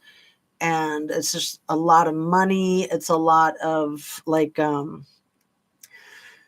elite and a lot of illegal immigrants that work for the elite. So that's going to be interesting how all that shakes down if all these people get deported. I mean, our economy will collapse, in my opinion. I hope not. I hope I'm wrong. Well, not these same elite, but the same kind, like Carnegie, Mellon, etc., New York, Pennsylvania elite. Carnegie that started libraries. Because yeah, where's the Carnegie university or college that's so elite? Isn't that in Pennsylvania, or is that in New York City? Um, and then Domhnall Disney, who owned the Sugar Bowl, is cited in a book being at the Grove. He features Pluto, also a mountain in Tahoe area, in the redwoods. Makes you wonder, considering current CEOs. BoobTube, you just reminded me. I was looking up some stuff about Stormy Daniels last night, and Tahoe is where her and Trump had their tryst. Isn't that funny? Did you guys know that? I had no idea. I always figured it was like Florida or something. Because, yeah, it was like a golfing event. They built a mansion on Conemaugh and then tore out the pipes to save money and never restabilized the darn wall, and it burst. Took 45 minutes to wipe out from Livermore to Johnstown. Yet they were, whoa, what is all this stuff, Shan? That is why you guys are content creators and I'm not, because I can't remember anything. LOL. Oh, you're cute, Anna Bees. Well, I loved what Jules of All Trades was saying about how before she became a content creator, her perspective of other people's content, and then after she became a content creator. I loved the juxtaposition of how she was looking at that. And yeah, I mean, this is why I like the smaller content creators so much more than the larger ones, so much more. Yeah. And I don't feel bad that I'm a smaller content creator. I'm just so happy that I'm a content creator at all. I'm happy that I have people that are what I have to say, because really you guys help propel me forward too. I mean, that's why I do it, is to get propelled forward in my whole thought process. And you guys always clue me in to what I'm missing. And I do miss a lot. I remember a lot, but I forget a lot too. So I'm amazed with how much I remember, even though I forget a lot. Let's see. But you're cute, Anna Bees. You just got to write stuff down. If I don't write it down, it's gone. Like as soon as I think of it, if I'm like, oh, I'll remember that. Like a minute later, I'm like, wait, what was that I was going to remember and didn't need to write down? And I'll be lucky if it ever comes back. Never held responsible. Rather, they were notarized and given awards. There's never accountability. Squirrels on Fire. Sad. I'll never look at even the Pittsburgh elite the same again. Completely changed my perspective because they memory hold everyone around here and claimed only 2 people passed away. What is it that you're referring to, Shan? I'm really curious. The memory holding everyone and only 2 people passed away. In what? Was there like a big disaster, like with mining or something? Yes, that Carnegie. Guys who worked for GPA Hamburglar is another one involved with the Sonoma philanthropy organization. So yeah, that family, the H family, has so much to do with YouTube, so much to do with Google. Even if they're not on the board of directors, they're like this with the people who are on the board of directors. I mean, the H family is on the board of directors for a lot of things in our culture for many generations, and they've been the bankroll, the money bags behind a lot of big businesses, a lot. That I think why channels like mine and Shan's that started hitting hard with Kylie Rodney. I know Shan had a channel for a long time prior, but then she only started true crime with Kylie Rodney. And Ara's channel, a lot of it honestly is sexism, that, guys do a lot better on YouTube than women do because we're so emotional. And then when you talk about Kylie Rodney a lot, you're going to be shadow banned. And then you can also be shadow promoted, which is what I think happens to a lot of people that tell the story the way the status quo wants the story to be told. So even if you're not getting paid off directly to tell it a certain way. If you're telling it that way to get more clicks and views, then you are getting paid off, basically. Let's see. I adore your love and passion for history. Oh, Shan, you're so sweet. I do too. I mean, I love learning, and yeah, the whole thing with RFK Jr. and his connection to the Skakels and the Martha Moxley case. And then, the synchronicity of Martha Moxley's mother just passing away like 2 weeks ago. And RFK's mother just passed away this last October. And, the last few videos that I've made, I've talked about RFK and Tenacious D and how they were at odds with each other, but now they're like, they have each other's backs. And, I do think that there's still the possibility that Skakel could get retried for Martha Moxley's blood or to sue the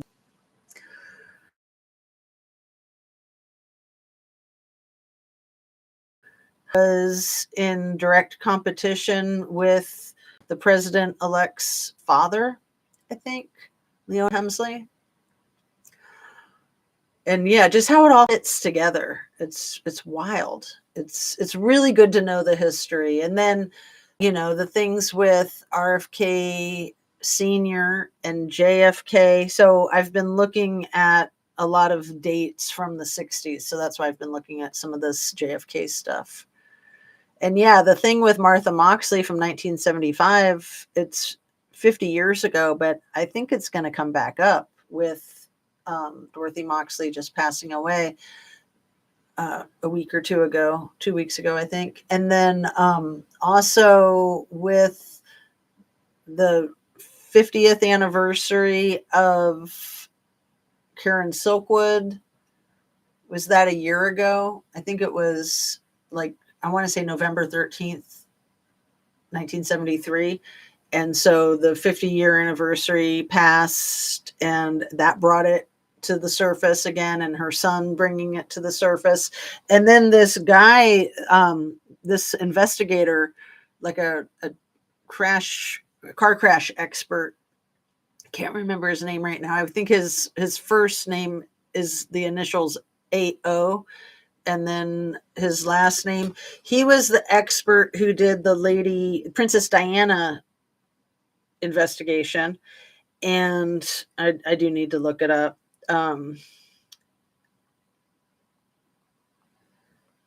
Because he also did Silkwood's investigation. Investigator for Lady Di motor vehicle accident.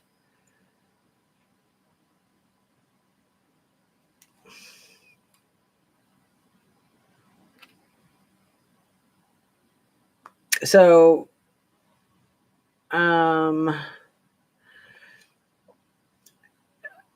anyway, Silkwood, he saved the bumper off of her car, you guys. So it was 51 years ago. He saved the bumper. And when he passed away, he asked his daughter to save the bumper.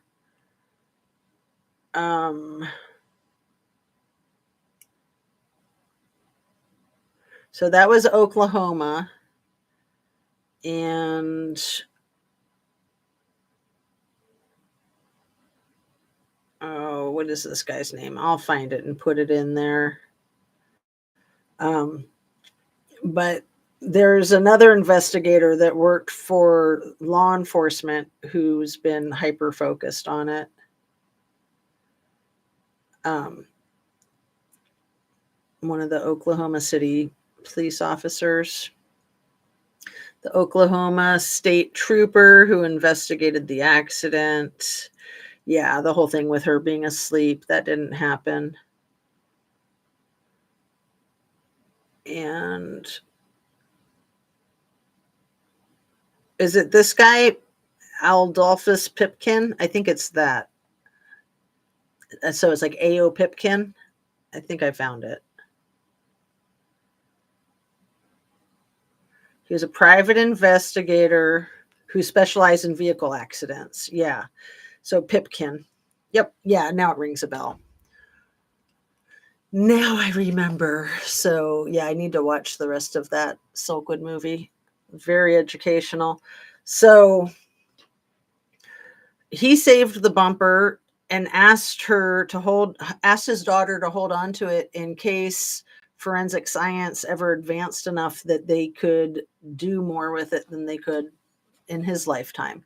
And I think that the forensic science has advanced, and then they were able to find the bumper and it still had all the stuff on it. So it sounds like what had happened with Silkwood was that she was being gang stalked, kind of like Micah Miller, by everybody in that town in Oklahoma, because of her advocacy with what was going on at the plutonium plant. And she'd gone to DC and she was basically spying. And so they were keeping a close eye on her and harassing her. And she had stopped at a diner for dinner on her way home from work that night. So she got off work at 5. She left the diner at 7. And then 7 miles away from the diner is where she crashed her car. And it sounds like what they think happened was that she was being followed by 4 off-duty officers in one car that were like bumping her and ran her off the road, not with the intention of unaliving her, but with the intention of intimidating her. And then she hit a cement barrier. So the story goes that they were all intoxicated, and so they panicked, and then they had their friends all covered up for them, allegedly. So one of the troopers that was not down with the corruption is still alive and still fighting for justice. And her child, who was 5 at the time, so he's like 56 now, he's still fighting for justice. I mean, hopefully he doesn't get Karen Silkwooded in the meantime, right? Like, I was amazed that guy Ken Littleton is still alive and hasn't been Karen Silkwooded with everything that he knows. Okay. Oh, you guys are so nice. Let's see. Where are we? Where did I miss it?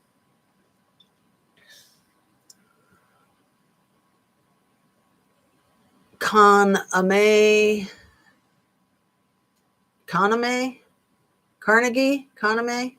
I'm confused. Love your research too, squirrels. Oh, I know. Squirrel just digs and digs and digs like a squirrel. I love all of your content. Oh, you guys are so nice. I love their content too. And if I didn't wrote these notes, use Obsidian or documents or sheets, I wouldn't remember anything. I know. And I've had so many things get deleted, or, I have all my notebooks, but I can't always read my writing. The Great Johnstown Flood of 1889. And they say 2 people drowned. Because the body count for the Lahaina fires, I just checked it yesterday. It's gone up to 102. Remember, it went up to like 117, and then they were able to like drop it down to 99, and then they reluctantly let it go back to 100. Now it's at 102, and we know that's such a crock. I retain a lot. I just typically don't speak much on it. Right. It really helps when you're talking about it. Like if I'm talking about it with other people, then I think I get my ideas more fluid for presenting on a video.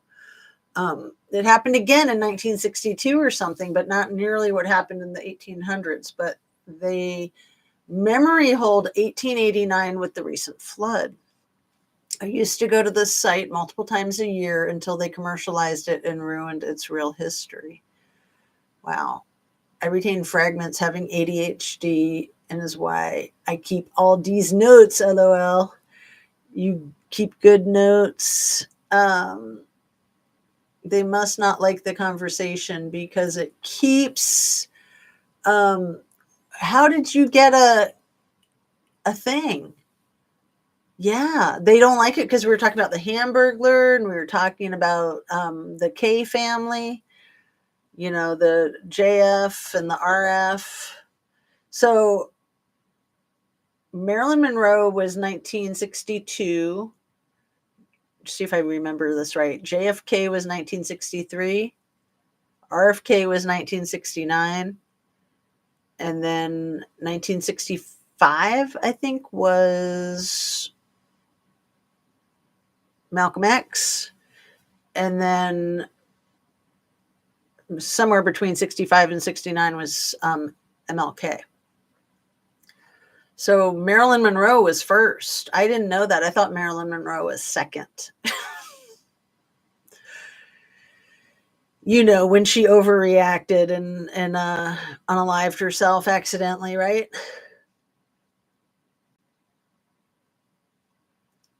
So am I roboting?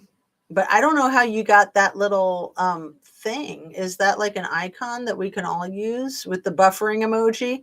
I've never seen the buffering emoji, Shan. You so brilliant. I was thinking the same thing, Shan. If you're looking at all the JFK stuff, immerse yourself in Operation. There's so much JFK stuff. Thank you for pointing me in a direction, because I was just like, I don't know where to go with this. There's like hundreds of JFK things, of course. Operation Gladio. Writing it down and everything. And yeah, it's going to be more relevant with the RFK Jr. being in the cabinet, right? It keeps buffering for me too. I'll stop commenting. It cracks me up when it buffers, and it especially cracks me up when it just gets cut off. Yeah. No, you aren't roboting. It just buffers from time to time. No, you're not roboting right now. Well, that's good. But I was going to wrap up too, because we've been on for almost 2 hours, and I love you guys so much. I could go on forever and ever, but I should probably wrap it up, because otherwise I won't be able to review the video, because it'll be too long to review, right? So anyway, I'm looking around my my set, because I told you guys I took a lot of it apart last week for my daughter, and then I've been redesigning it. So I moved my Liberty Bell where you can see it better. It used to be like way down in the corner. You could hardly see it. So I have that whole corner like cut out. I mean, I can show you guys. I have a cute poster over there that's like the sky. But yeah, above it is just empty, just blank, and then below it is a nice painting. So you can kind of see that like trees and sky. The trees are going sideways behind the Statue of Liberty. That's where the Liberty Bell used to be. But I wanted that Liberty Bell both for the symbolism and for the color. I wanted it to be more centrally located. And then, you know, I've taken a bunch of stuff out just because it gets so busy, and then I try to simplify. And then, you know, I've got so many candles and lights, and because I was given a bunch of lights by my family for my set for Christmas, then I had to like fiddle with stuff. And so I've been trying to simplify with all of that too. So now almost all of them are remote control. So that makes it a lot easier when I don't have to turn things on by hand. So I can get a lot more of all of the cool cobalt colored blue light, because the I've got cobalt blue lights, but I also have sheets that have cobalt blue on them. Let me see if I can show you guys. I want to, because up high I've got a giant purple globe up there. See the "Let Your Light So Shine"? That's my old thing. And then the upside down jellyfish. You guys remember those from forever ago. So these are new. The sunset with the woods, and then a sunset of the ocean, and then I put the two together.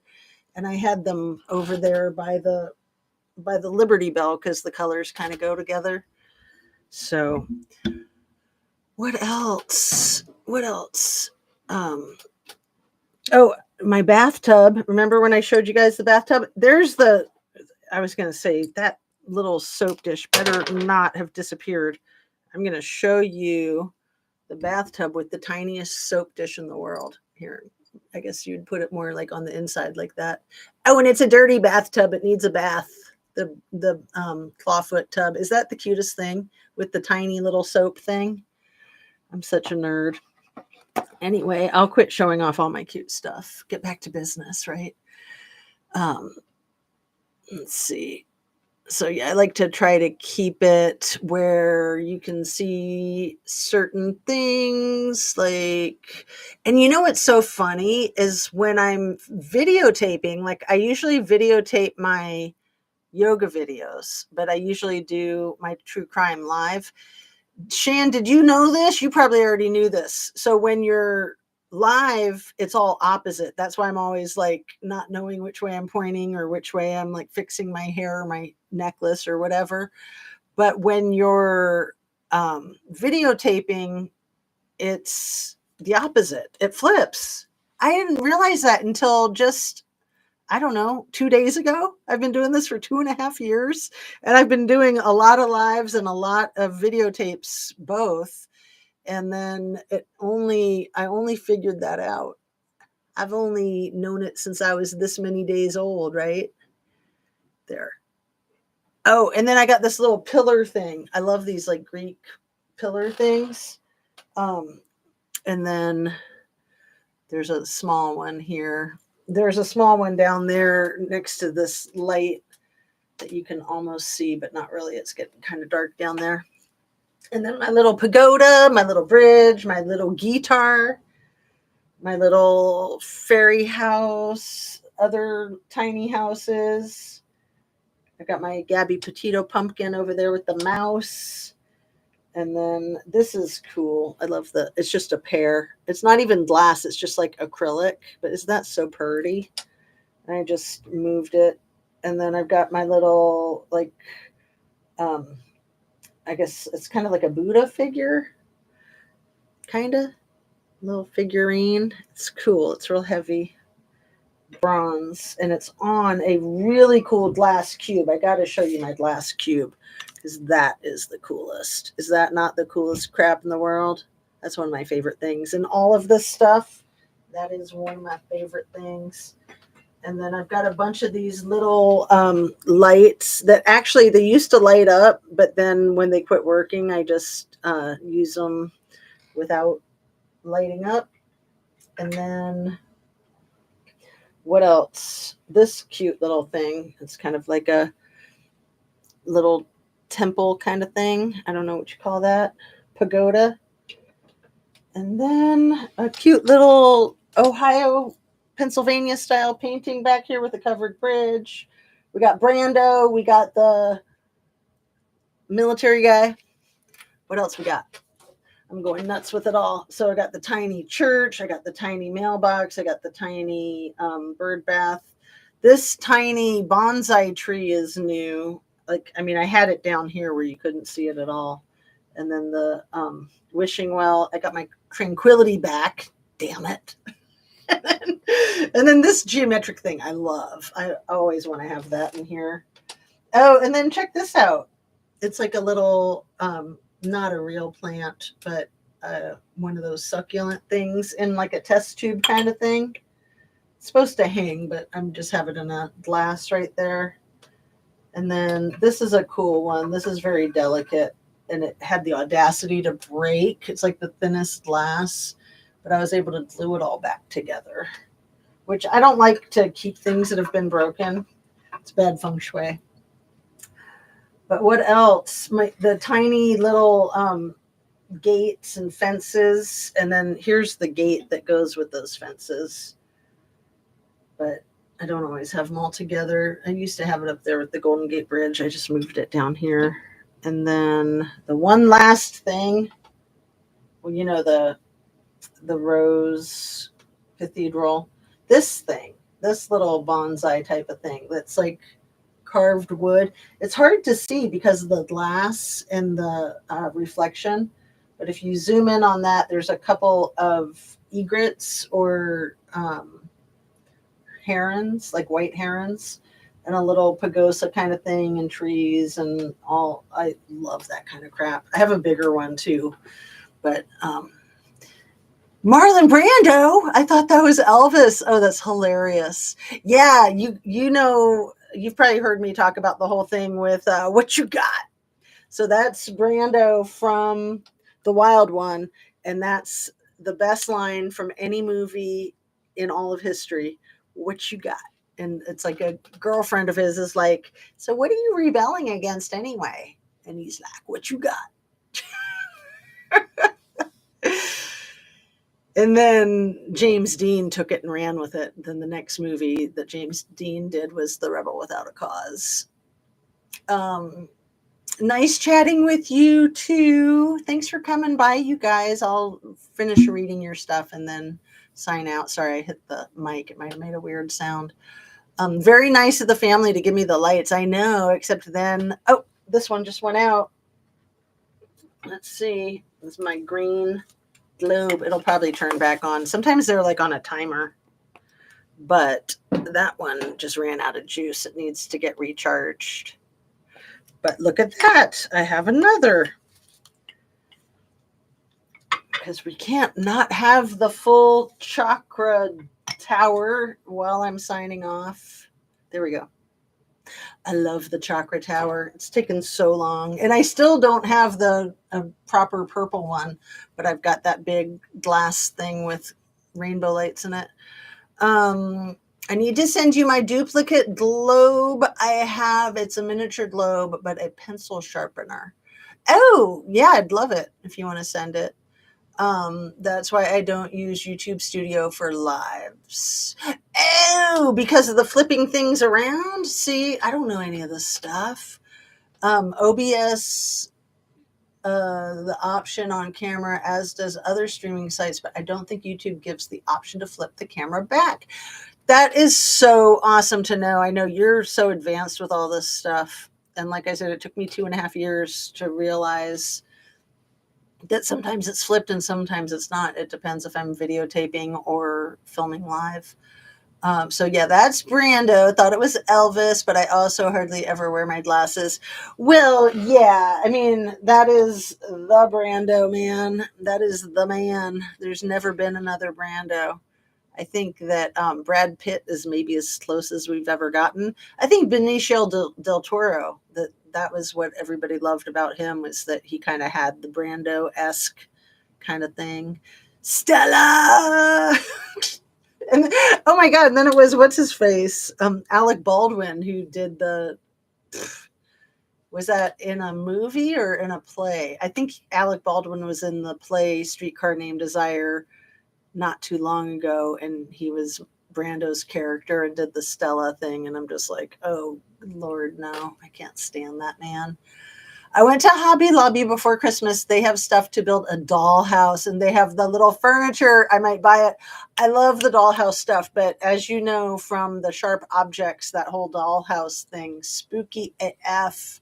I used to do a lot with dollhouses. Once I had kids, especially. I still have some of my dollhouse stuff, obviously, like the bathtub. And then I have a little set of these chairs, little tiny chairs. I got 4 of them. They're all different. And then I've got more of these street lights. I've got this kind of street light. I got this kind of street light. And then I got, where's the others? I'll show them to you next time. They're not, I don't think they're in reach. Enough, right?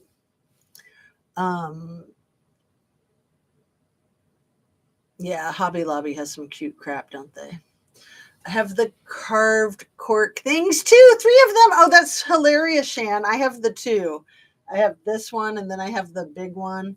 I think I have had others over time, but yeah, this one, the glass on it broke, so I have it like in a glass box, and that's why it's always reflecting. It's hard to see. And then I have all the little tiny lights everywhere. I've got all the like fake plants. Whoops, sorry, fake plants to make it look all wild and jungly. Too much fun. Too much fun.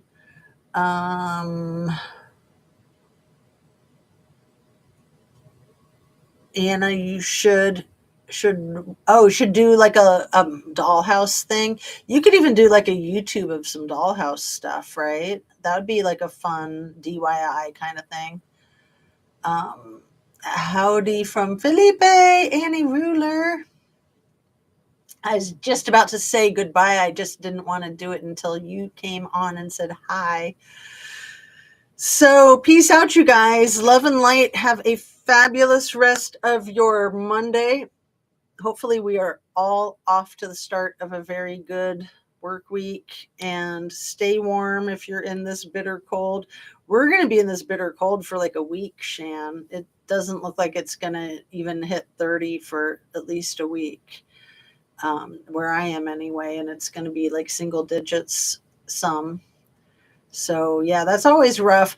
I love it though. When I lived on the West Coast, I didn't realize how much I missed the winter until I came back. I also really missed the fall. Fall's my favorite. But even winter, I mean, it's like you just, you got to have the full cycle. You got to have 4 seasons. Not until Saturday. Oh, yeah. I forgot about that. Annabee says. I'm not sure. Forgot about what. So what else? What else before I sign off? I hope my hair wasn't too awful because I didn't even think about using my hat until now. And I'll drink my juice. I'll say goodbye. Peace out. Love and light. Take really good care of yourself. Just be yourself. Oh, and I should remind all of us to do some type of bee propolis to not get sick this time of year, right? Everybody in my household has been getting sick. Oh, and I had my flu shot a couple days ago. So I was kind of worried when I took that super long walk yesterday. I was like, oh, I hope I don't overdo it because of the flu shot and a super long walk. So, bee propolis, long walks, try the yoga if you want. Oh, you do the propolis too, Shan? Score. Yeah, the yoga is really, really good because you're laying down or sitting down the whole time. That routine that I do almost every single day. I hope that some people have been able to pick up parts of it and enjoy it. I just love it. I absolutely love it. So I videotaped it last night. And, it's the same routine. I mean, I tweak it a little bit here and there, but the last one that I did is always going to be the best one, I think, unless it's not, like the one where I got sick the other day. I truncated it. I cut off the part where I got sick and put it up anyway. So yeah, it's like the one that's like 57 minutes long because the routine is about an hour and 12 minutes. Oh, and last night I was doing it live. So actually the video is really good of the yoga, but then afterwards I got into a long conversation with one person that was there the whole time.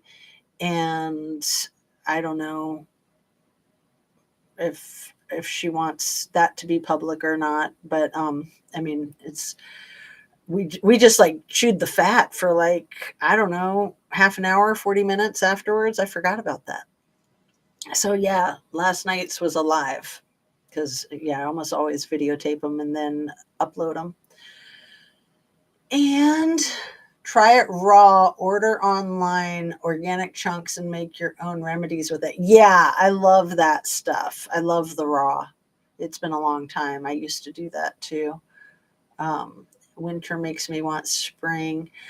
I just love winter because it's so quiet, like today with the blanket of snow. I mean, not only does everything shut down, but, the snow absorbs all the ambient sound. It's lovely.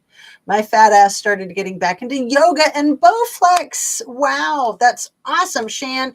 You are so not fat, but I know I was like feeling really fat in one of my yoga videos a couple days ago. And I'm just like, what did I do? Like gain the 10 pounds that everybody gains over Christmas? I tried so hard not to. Or am I just bloated because I've been eating too much chips and salt? And I try not to do that too. But I don't know. It's always something, right? So yeah, more vegetables, more protein. Girl, I'm 50 pounds overweight now. You were both not fat. Anna Bees, you were so sweet. I had lost 50 pounds from where I am now a few years ago, like 6 years ago, and kept it off for years. It came back on like 3 years ago. So it's probably like 8 years ago where I lost the 50 pounds. It was like I finally lost the baby fat from having kids. And then it stayed off for like 4 years. And then it was like the year after COVID when everybody gained all that weight during COVID. I didn't gain any of it back. But then later it all caught up with me. So I'm almost back to where I was from all the baby weight. But, I'm in really good condition from all the yoga and the walking. So I don't really care that much so long as I feel good. And when I had lost all that weight, it was kind of weird because now that I'm in my 50s it was the year I turned 50. So it was 7 years ago. Yeah. It was the year I turned 50 because I was like, kind of not good to be losing 50 pounds when you turn 50 and you're swimming every day, because it gave me some saggy skin. So when you're a little plumper, your skin doesn't do that. And I don't swim hardly ever now. And so that's good too, because that was weird. And I just felt like such a little old lady. I was like so tiny. And, and with my kids getting so big, it's crazy. My son, who's in the Navy, he's like 6'2" now. He is huge. He was already huge. And then he had to go grow more because he's 20. So, I guess he sprouted up another inch or two since he joined the Army, or Navy a year and a half ago. Okay, let's see. My weight has fluxed from 132 to 160, but my healthy weight is 120 based on height and BMI. Seriously, my brand new purple yoga mat is missing. I never even unrolled it. Mexican thieves, or my 67-year-old dude, decided I was never going to use it. Right. Somebody might have like pitched it because they thought it was just taking up space and they didn't think you were using it. I just bought a new yoga block yesterday, so I used that in my video last night. It's thicker than my other ones, and I'm really excited to have a brand new yoga block because those yoga blocks get torn up by the cats and my kids. I think my kids have like stabbed them with forks or something when they were young. I went on keto 2 summers ago, tried losing slowly, but had to put some weight back on because of saggy skin. I know it was weird being so little. It was weird because I've been, pretty like sturdy since I've been a mom. I was pretty slender before I got pregnant with my first one because I was doing triathlons, and I was like the same weight that I was in high school. And I'm like 5'8". I used to be, now I'm like 5'7". So I'm not used to having people be taller than me, especially chicks. And my oldest daughter is super tall. She's like 5'10". And then my younger daughter, who's not even 13 yet, she's probably about as tall as me now. We're probably both about 5'7". She's super tall for her age. Super duper tall. Anyway, I am going to sign off like I said I was. Your dude probably used it for a side project because that's what I just did with 50 feet of yoga mat. Oh, how hilarious, Shan. I was tiny until I turned 28, and I started gaining weight and haven't stopped. Oh, just so long as you feel good. If you feel comfortable in your own skin and comfortable in your clothes, that's all that matters. And yeah, I mostly feel pretty comfortable in my skin and comfortable in my clothes. So I'm grateful for that. And adios, amigos. Love and light. See you on the next one. Thanks so much for being here with me, you guys. You're the bomb. Take it easy. See you soon.